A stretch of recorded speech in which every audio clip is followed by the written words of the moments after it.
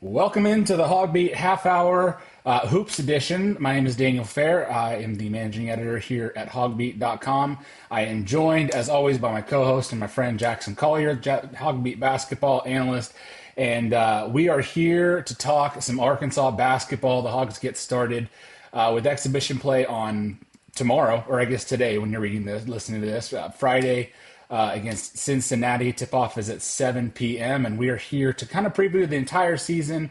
We'll talk some Cincinnati basketball as well. But Jackson, how are you feeling? We're less than 24 hours away. Yeah, doing great, Dan. Really love the team that Cal has assembled. Obviously, everybody has talked about the retention, the incoming freshmen, the transfer additions. Got a really tough schedule ahead this year. Cal really scheduled the entire Elite Eight from last year, if you include conference games. So obviously, not trying to duck any competition. Really talented team. He's really confident in his team, and I think he has every reason to be. Yep. Yeah. I mean, just to recap last season, started out 0-5 in conference play, finished 8-10, had that pretty electric win over Kentucky. I think that was my personal favorite from last year. Didn't end well, but we did get a Sweet 16 run. That game against St. John's and Kansas in the opening round. Lost to Texas Tech in the Sweet 16. Not to dig up old horrors of the past, but four guys from that team: Trevin Brazil, DJ Wagner, Carter Knox, and Billy Richmond return. The level that they were playing at the end of the season. It gives me a lot of hope, as well as, if they're able to continue that. And then, of course, obviously, like, we've got Darius Acuff and Malik Thomas coming in. Isaiah Sealy, who cannot be counted out. I wrote about it yesterday. Jackson, you talked about it a little bit as well. Isaiah Sealy belongs on an SEC roster. I don't know exactly how many minutes he's going to get, but he's a guy that I think will surprise some folks as well. But I'm going to grab two big men out of the transfer portal in Malik Ewan and Nick Pringle. As far as just the total roster makeup, Jackson, what do you like about it? What is it lacking? And just kind of go over just the whole rigmarole of the roster. Well, I think for starters, I think the talent level is much higher overall than it was last year. I think they improved the front court talent. I think they improved backcourt talent. I think you look at bringing in Darius Acuff and then Malik Thomas, plus retaining DJ Wagner and Carter Knox as well, and Billy Richmond. I think the talent level is elevated across the floor. One thing I think that really separates this roster from last year is the overall versatility. You're going to have Malik Ewan and Nick Pringle, like you already mentioned, and Trevin Brazil. All three of those guys in the front court, they're going to be able to do different things. Malik Ewan can play out on the perimeter. He can play down low. Nick Pringle is going to be more isolated to the block. Bud is going to be able to set some high ball screens. Trevin Brazil, we know, is a true stretch four, but he's also a rim runner, and he's added good weight over the offseason, so he can go down low as well. So that versatility in the front court automatically is much different than it was last year. I think they're going to be able to play through Malik Ewan at the high post, like they tried to do last year through Jonas Adu and Zvonimir Visic. I don't think they're going to have the issues that they had last year, with Z not being able to handle the ball, or Adu being hurt and not being able to handle the ball as well. Ewan is a much better passer up there. He's going to be a true triple threat at the top of the key. Then on top of that, you have a bunch of guards who love to get downhill. Because you can play Ewan on the perimeter and you have a stretch four in Brazil, you're going to be able to space out the floor. That's going to allow these guards, the Darius Acuff, Malik Thomas, Carter Knox, DJ Wagner, Billy Richmond, to get downhill, try to break down their man off the bounce and get to the cup. We'll see how that looks. The only concern I have would probably be perimeter shooting. I don't think spacing is necessarily an issue. I think people can play on the perimeter, but it's also going to be a factor if the guys are actually knocking down shots. I think you have some streaky shooters. DJ Wagner was streaky last year, and I think he finished around the 32% mark from three. Darius Acuff is also pretty streaky. Probably have him projected in that 33-ish% range as well. You have a sharpshooter, Malik Thomas, but he shot 39% on 9 attempts in OTE. How does that translate to the college level as a freshman? Remains to be seen. Trevor Brazile was, kind of spacey at the beginning of the year, came on hot at the end of the year. Same thing with Carter Knox. So there are all these different factors as far as like perimeter shooting go that, how good of a shooting team will they be? I think they have the pieces there. I don't think spacing is going to be the issue, but how well are they going to be able to consistently knock down shots? Yeah, I want to just kind of an off note. I want to hop back to talking about Big Z. Did you see his comments about how he got contacts? And he's like, I couldn't see the rim for 3 years. And I'm like, brother, what's going on? Like, I don't know how true I don't know like how over exaggerated that is, but I saw there was a lot of reactions from, both Arkansas and Kentucky fans because, he was pretty knocked down, from deep, and he had his limitations, but I thought that was just the most wild thing that I'd heard in the preseason so far is that Big Z couldn't see the rim his entire college career. It was so funny too, because like, I almost wanted to make a comment. I didn't, but I almost wanted to make the comment like, oh, it must have been pretty selective then, because like he'd have some games he's going on fire, and then he'd have one game where he's like 0 of 6 with 2 air balls. It's like, well, one makes sense if he couldn't see the rim. The other, it's like, dang, are you just shooting for the middle and you seeing 3 rims and it's just working out? Like, how is this working? But it's just pure luck most of the time. No, yeah. All love for Big Z. I really liked him from last year's team. There was a moment last year. It was late in the year, and he was doing the post-game press conference. And he finished up, and he's walking off, and somebody, as he's walking to the back, was like, hey, I like the mustache. And he was like, finally, somebody noticed. And I don't know. I like covering him. But headed back to this year's team, you kind of talked about it, a lot of streaky shooters. One thing that I'm a little concerned about, and concerned might be a bit of a heavy word to use there. But one of the things maybe I'm just kind of keeping a side eye on is like we're talking about, the guys that returned from last year's team. We're talking about, like we saw how they're capable of playing at a super high level. And I want to put a little bit of caution there, because it's one thing to do it when your backs are against the wall and you've got a 12-game stretch where you've got to win most of those. And then obviously the NCAA tournament. But that's one of the things like I said, I'm not concerned about it, but I'm kind of keeping an eye on is are they able to keep that consistently over a 36-game stretch? Because I think that you can look at a 10-game sample size and you can say like that's what it should be for the whole season, but like the season's 36 games long, even longer if you get to the national title and all that stuff. So that's one thing that I'm kind of keeping an eye on is can they keep that same level of play? Not just for 10 games when the tournament is on the line and the end of the season is on the line, but can they keep that up for, an entire full season? And, it's one thing I think if they can get close to that mark that they were at in the last 10 games, I think they're going to be, well on their way to being a solid basketball team. But headed back to the freshman on Malik Thomas, you talked about his shooting percentage. I've always felt kind of cautious towards the overtime elite system, because it's like no disrespect to those players, right? There's a lot of great guys that have come out of there. Obviously the Thompson twins in the NBA now, Carter Knox, obviously. But I feel like there's not a whole lot of defense that gets played there. And there's defense, but I don't think it's the same level of defense that they're going to see other places. And so I think that might overinflate their offensive numbers a bit.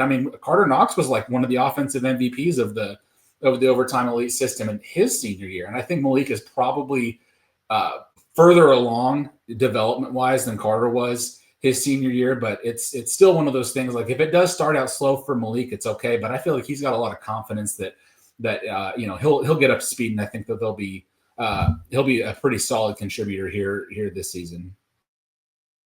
Yeah, for sure. No, I think going back to your point about, your quote unquote concern over the level that these guys are going to perform, talking about the returners. I think it's completely okay to not expect Carter Knox and Trevor Brazile to play at the level they did the last like 14 games or whatever it was. Because Carter Knox isn't going to shoot 46% from 3 for the entire season. He's just not. But that was how well he was shooting the ball towards the end of the season. Same thing with Trevor Brazile. So I think it's healthy, like you said, to like kind of tone it back a little bit. They don't have to be at that level, I don't think, because that was like next level. That was insane for that little stretch there. As long as they're a little bit above like that average from their slow start to the end of the year, Carter Knox and Trevor Brazile, if they get around the 38% range instead of hovering around the 32, and then they made the massive jump to whatever over 40. And DJ Wagner played really well down the stretch too. I mean, but he's entering his third year in this system under Cal. He's playing with renewed confidence. Cal is asking a lot of him, asking a lot of Trevor Brazile too. Cal said at SEC Media Days, hey, there's no reason why Trevor Brazile can't be a double-double guy for us every single night with 5 blocks a game, which pretty lofty expectations. But I think what he's trying to do is challenge him, but also kind of build up his confidence, because I'm kind of interjecting my own opinion into this, but I feel like part of the reason that Brazile struggled early on is I don't think he was very confident. He didn't look confident, at least. I don't know if that's truly the case, but we'll see. Going back to Malik Thomas too, 100% agree on the OTE thing. I only use the sample size just because that's the numbers we are given. But yeah, there are case studies and there are different players you can look at across college basketball, including Carter Knox, like you mentioned.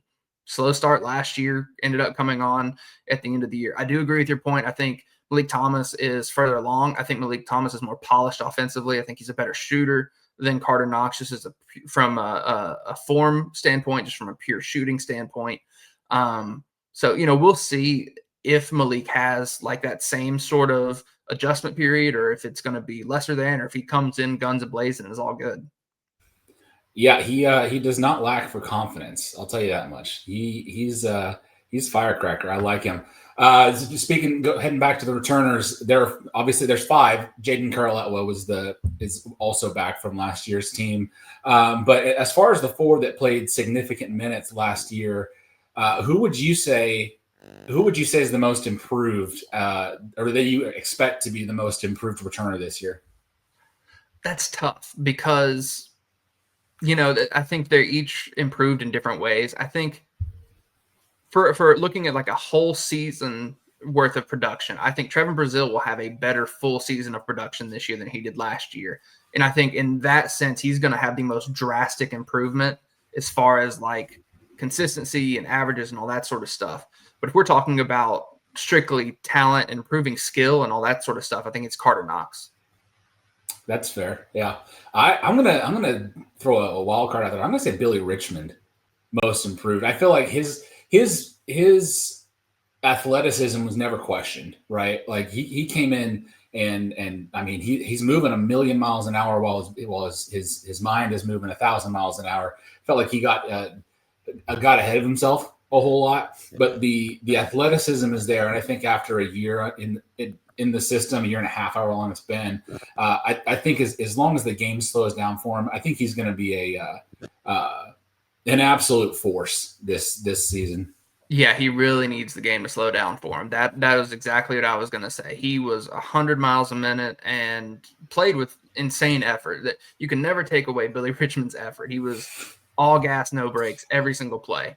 The only drawback on that is, sometimes he was put in a role of being a primary ball handler.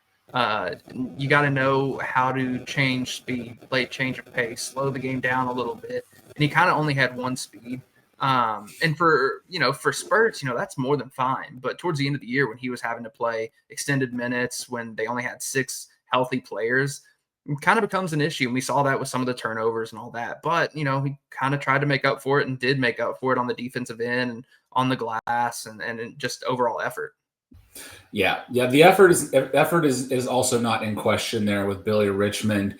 I think the entire roster as a whole is good. Obviously, John Calipari believes that he has an extremely talented roster, just based on the way that he's scheduled this season. I mean, like you mentioned it before, they're playing the entire Elite Eight. We've got neutral site matchups against Duke on Thanksgiving. We've got Houston at the Prudential Center. We've got Texas Tech. We've got that rematch. That's one that I think a lot of fans will be interested in seeing. And then we've got that road trip to Michigan State as well. I know you and I will both be in attendance for that one. I'm very excited, just as somebody who followed Michigan State a lot, especially when I was a kid. Like Breslin Center's been on my bucket list forever. So really excited about that one. But I mean, is there a specific game that you're circling that you're thinking like this is going to be like the must see, have to watch, standalone game? Is there one on the schedule that you're looking forward to the most? I think Duke, because you take the Arkansas freshman, obviously Darius Acuff, Malik Thomas. You take the Duke freshman, Boozer twins, and everyone else that's involved on both teams, and you just have a true massive matchup between two powerhouses. You got the perennial blue blood in Duke. You got Arkansas, who's not going to try to make the case that Arkansas is a blue blood, but storied program with renewed recent success, with one of the biggest names in college basketball leading the team now. Duke, even as a blue blood, like one of the biggest programs in all of college basketball, they have a new leader, and John Shire. It's his third year there now, and it's year 2 of the Calipari era in Arkansas. I think between the freshmen, the coaching matchup, the programs, the overall talent, I think that is probably the biggest, the one I'm circling the most. Yeah, I tend to agree with you. I was gonna say Duke. Now that you took it, I'm gonna say the Michigan State one, just on a personal level. Just Tom Izzo, John Calipari up in the Breslin Center. It's really early in the season as well, so I think we'll be able to get a good gauge as to what to expect from this team. I'm kind of looking at the schedule right now. Is there a sneaky good game that's not one of those marquee matchups that you think might actually turn into a good game? I've got mine. I'll let you go with yours first, though. It's tough. Kind of want to say Samford. Was that yours too? Okay, fine. No, I've got a different one, but yeah, I agree with you on that. I think Samford's just a well-coached team. They're going to have a new coach, but a coach that and that the Calipari played last year. We were talking about that just yesterday. I think that's going to be a sneaky good matchup. They lost Bucky McMillan, but have been pretty good, and they're just reloaded, and we'll see if it ends up being sneaky good or if it's going to be a blowout. But I think that's one that could be.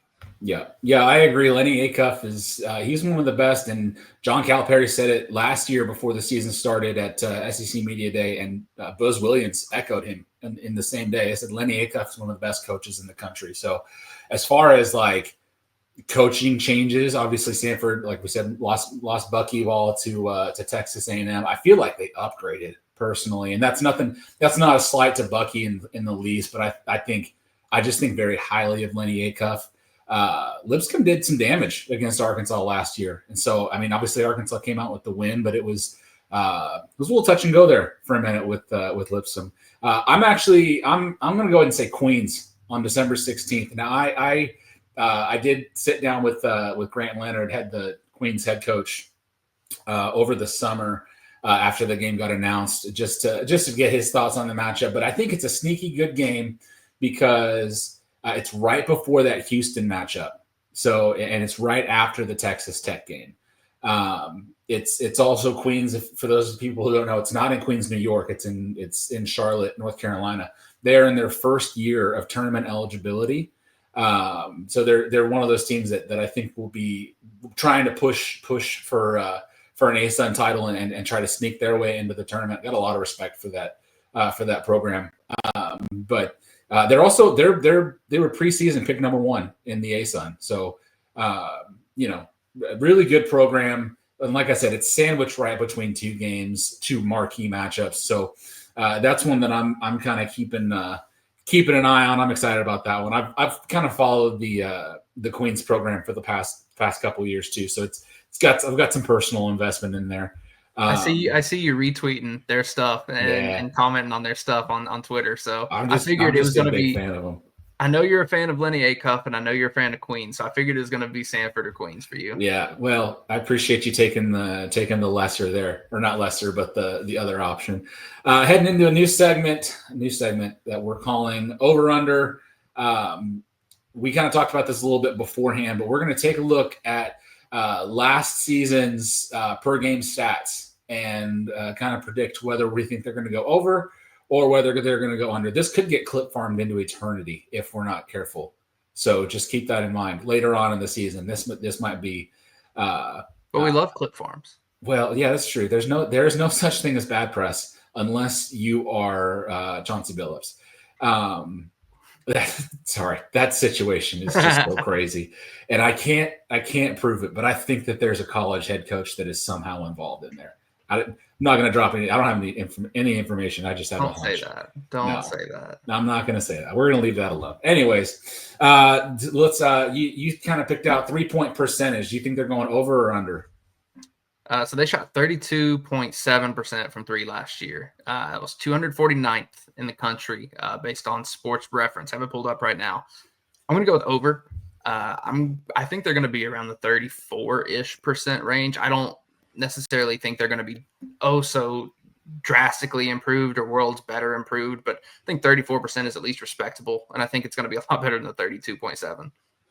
Yeah, I agree with you on the over. I think they've got better shooters this year than they did last year. I also think that they'll have a little bit more team cohesion just because they didn't have a whole lot of chemistry to start out the year last year because everybody was hurt. Like Nelly Davis broke his wrist in the offseason. He was supposed to be like the best shooter on the team. And then obviously, not able to shoot nearly hardly as much in practice. I think there's a little bit more chemistry. I think it'll lead to better looks. I also really like the way they're going to be able to space the floor this year. So I tend to agree with you on over. Total rebounds. Last year they were at 35.6 per game, which is 157th in the country. You going over or under? I'm going over on rebounds as well. You had two great rebounders in Malik Ewan and Nick Pringle. Trevor Brazile was a really strong rebounder for them last year. And then you have guys who are physical rebounders at the guard spot, like Carter Knox, like Billy Richmond, DJ Wagner. So I think all in all, they should be able to clear that number.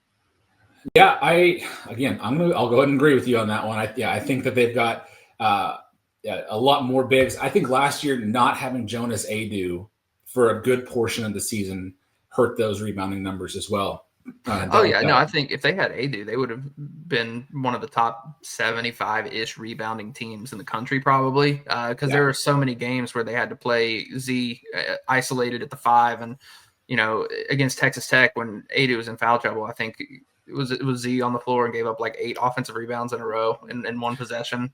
Yeah, I feel like the last couple of games, like that St. John's game and then that Texas Tech game, they just got out rebounded on the offensive glass, just into oblivion. I tend to agree, especially and all love to Zvonimir Ivicic, but I don't think that he was as capable of a rebounder as a guy like Nick Pringle or like a guy like Malik Ewan are. And so I think having, now obviously Trevor Brazile's back as well. I think the rebounding numbers will look a lot better, this year than they were last year. Last one you pointed out were blocks. Last year was 5.6 per game. It was 6th in the country. I'm going to guess and say you're going under on this one. Am I right? Definitely going under. I don't think they're going to block many shots this year. I mean, I think Trevor Brazile could block some, but I think the guys, Nick Pringle and Malik Ewan both, neither one of them are like perennial or traditional or whatever adjective you want to use to describe them. They're not known for blocking shots. They're traditional interior defensive bigs, more so Pringle than Ewan. I think Pringle's the one who's known for his defense. Ewan is a big body who won't block shots necessarily. But Calipari's system, you're not going to get a lot of playing time if you don't play defense, let's be honest. So I think Malik Ewan is going to be a serviceable defender. I think we already know Nick Pringle is. Trevor Brazile took steps next year, took really some strides in being a competent defender last year. But I don't think they're going to block many shots. And I think that's okay because I think they're going to contest and then they're going to close out with rebounds and get over the 35.6 number. Yeah, I'll agree with you on that one again. It's tough to follow up 6th in the country in block shots per game. I want to say they were at the top of the SEC for a long time in block shots. I don't have the exact numbers right in front of me, but all the things you said. I want to throw a curveball at you. Turnovers per game, committed turnovers. So they had 11.5 per game, which is 159th in the country. They forced 12.2. They were actually a really good steals team last year, but I guess they were 6.7. It was 189th in the country. But I felt like they had they had spurts, especially when Boogie Flam was on the floor. That dude could steal a ball. Like, he was great at steals. But as far as turnovers go, do you think they will commit more or less than 11.5? That is tough. That is a curved ball. I want to go over. I want to go over 11.5 turnovers because they're going to be playing through a true freshman. Not to say that he's going to automatically make a ton of mistakes and turn the ball over a lot, but I think you could be playing through 2 true freshmen depending on the role that Malik Thomas has. And DJ Wagner's in the mix too. I think DJ Wagner is going to turn it over less than he did last year, but you're going to have the 2 freshmen on ball at least a fair amount. We'll see what their turnover numbers look like. If Billy Richmond is on ball at all, has he taken the steps to improve his ball handling and slow the game down like we talked about earlier? That's kind of up in the air.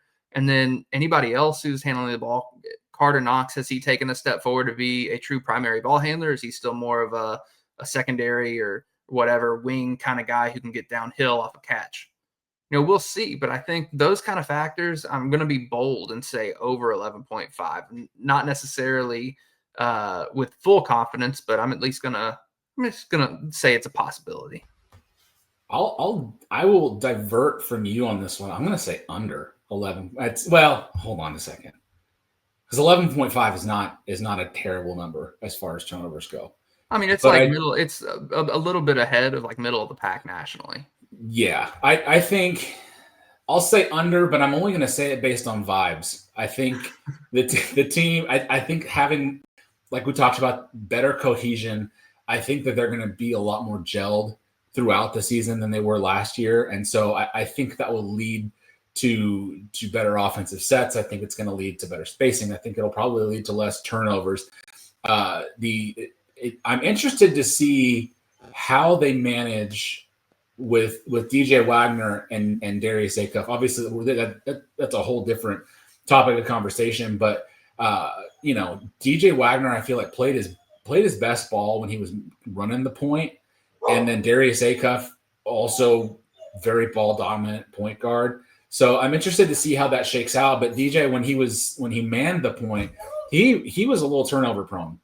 I'm looking at these numbers right now since after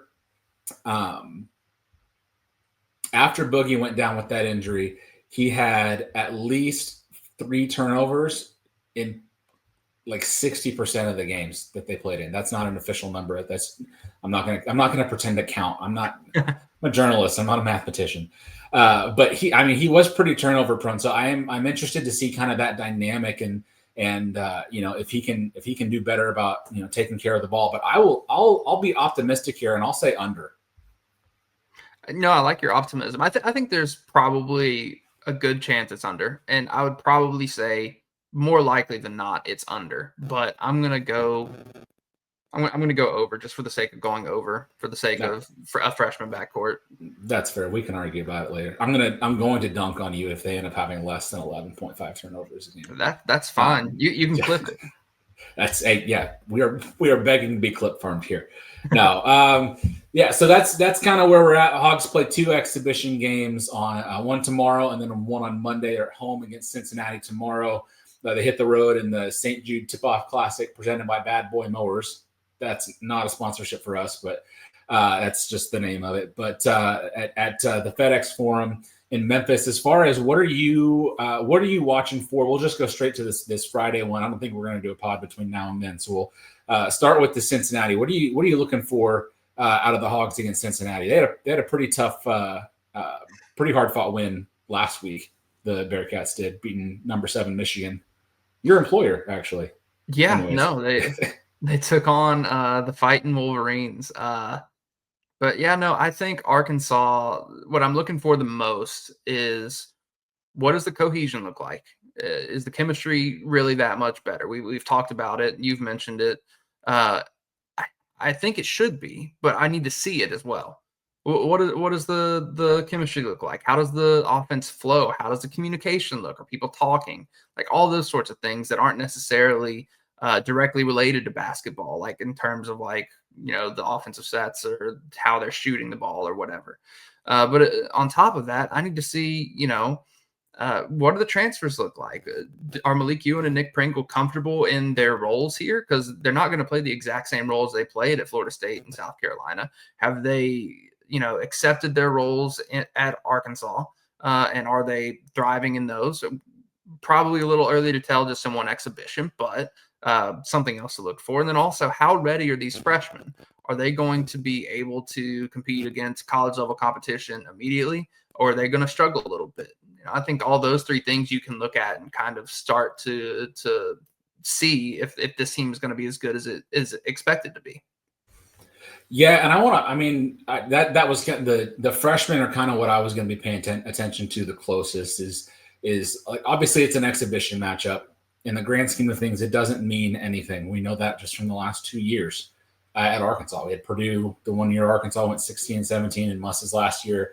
And then they beat Kansas last year in an exhibition and, then started 0-5 in SEC play. So for me, it's not so much like it should never be about the win or the loss. Like they could lose to Cincinnati by 25 points and I would still not be focusing on the final score. For me, it's the freshmen. It's how ready does Malik Thomas look? I mean, we talked about, coming out of OTE and all that stuff, but is he really as dominant of a scorer as everybody says he is? And with Acuff, it's how well does he play in this system? Coming from high school and IMG Academy, and I asked him about this yesterday.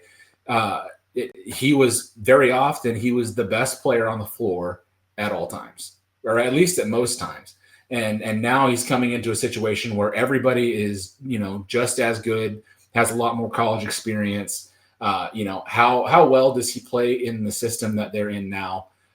That's kind of what I'm focusing on. And then obviously I'll be paying attention to the returners. I want to see, are they able to, do they look like they're picking up where they left off, or is there going to be some form of a drop off, from what that March run looked like? So those are kind of the things that I'm focusing on as well. And at Memphis, it's going to be kind of the same thing. I think when Cal scheduled these exhibitions, it seems like it was supposed to be like lesser competition, not lesser competition, but like taking a jump in competition from one game to the next. And I don't think it's going to be like that. I think Cincinnati is going to be a really good team this year. Wes Miller's kind of built a pretty good roster there. So, I mean, it's going to be kind of both of the same things for me, against Cincinnati as it is on the road to Memphis. I do think Memphis, one of the other things that I'm going to kind of pay attention to, and I'll be there in person for it, but it's how well do they handle a road environment? Because, it's an exhibition game, but it's going to be a big one. It's Cal's return to a team that he used to coach at, led that program to a national championship in was it 2008? I'm pretty sure. It's probably going to be it's going to be rowdy. It's going to be raucous. I'm interested to see how they're able to handle that, really early in the year. Yeah, I think part of the reason that Cal did the whole Memphis thing, obviously he wants to honor his former players and all that sort of stuff. That was a big selling point, but it's good for charity. But there's so much publicity going into it. They had a joint press conference over the summer with Cal and Penny Hardaway. Memphis fans are going to show up. I think part of it was to get these guys adjusted to a true road environment before the season even starts. Because, game 2, they're going to Michigan State. Probably the best way to try to combat an early true road game in the season is to, go on the road in an exhibition game. In terms of the returners, though, they've been on the road in the SEC. They've been on the road in the NCAA tournament at neutral sites. They played neutral sites last year. So, you got 4 guys who already have that experience. You got 2 freshmen who have no experience, and you have some transfers who might or might not have had that experience as well. Yep, that's just echoing the same things that I'm hearing in my head. So yeah, but it'll be a good barometer. And then obviously the season opens against Southern on November 3rd, and then they head to Michigan State that following weekend. So there's really no rest for the weary in terms of this schedule at Arkansas. And obviously John Calipari has to think highly of his team if he's okay with scheduling the amount of high level opponents that he's scheduled. Friday's game starts at 7:00 p.m. It'll be it's streamed on the SEC Network Plus, and we will have our post game coverage. All that good stuff will be over on our website, HawgBeat.com, HawgBeat.com. You can subscribe, $1 for your first week. Get access to all the premium content that we have and insider intel from Jackson and everybody on our staff. Jackson, any parting thoughts before we call ourselves the HawgBeat half hour, and we're currently at minute 35, so we're a little over. But any parting thoughts as we wrap this up? I'm going to part with a hot take before we even see an exhibition. Here we go. Just because I feel like we got to go on the record with some sort of hot take before we even see an exhibition, before we see the team take the floor this year. I'm going to predict Arkansas to win at least 24 regular season games, be a top 4 seed in the NCAA tournament, and make the Elite Eight. That's fair. That's a bold take. I don't know about 24 regular. That's just a tough schedule to win. That's 24 and 7. That is 24 and 7. All right. My hot take. I do think that the Hogs were picked 5th in the preseason coaches poll. My hot take is Arkansas finishes top 3 in the SEC, and it's not number 3. I think they go with either number 1 or number 2 in the SEC when it's all said and done. Florida looks like a wagon, so I don't know if they'll be able to top Florida there, but I'm going to say Arkansas finishes at least 2nd in the SEC. I'll agree with you. Top 4 or at 4 seed or higher, and I'll say Elite 8. And you can build off of that Sweet 16 run from last year. Yeah, I'll agree with you on that one. Fair. Bonus is Darius Acuff, SEC Freshman of the Year. Ooh, are we going to start the Carter Knox SEC Player of the Year propaganda train? Ooh, I'm going to hold off on that one for a few weeks. Okay. I'm not going to get on that wagon yet. I'll start it. My preseason hot take, Carter Knox finishes SEC Player of the Year by the end of the year. That's very bold. It's called a bold take. It's called a hot take for a reason. All right. Well, we're going to go ahead and wrap it up here. Thank you guys for tuning in and listening. Like I said, you can catch us all of our stuff at HawgBeat.com, HawgBeat.com, and we will see you guys next week.